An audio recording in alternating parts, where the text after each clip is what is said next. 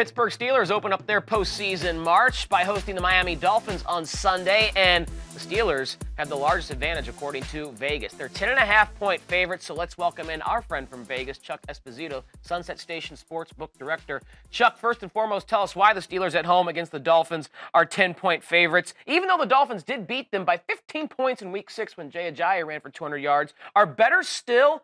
Even though this is the postseason and what they saw in the regular season was ugly, are they still willing to put that money on the Pittsburgh Steelers to cover that large spread? It's a game, Tar, that's kind of ping-pong back and forth between 10 and 10.5. They seem to like 10.5, like to lay the 10. The Dolphins are still a lot of non-believers. They're one of 3 teams in the postseason that have a negative point differential. No team is hotter than Pittsburgh going into the playoffs with 7 straight wins. I think when you look at a team, you want a team that's healthy, that's playing well, and kind of has that swagger. It's the Steelers. So they have a lot pointing towards a red-hot team right now in the playoffs.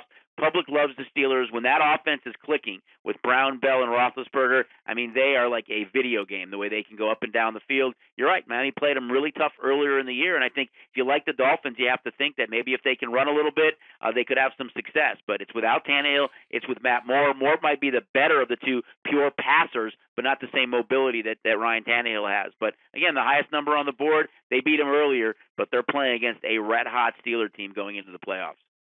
Sunday night, the first weekend of the NFL postseason wraps up at Lambeau Field. So Giant and Packer fans, if you want to know where the money is going in that one, please search those two teams on your 120 app, and Chuck will fill you in on demand.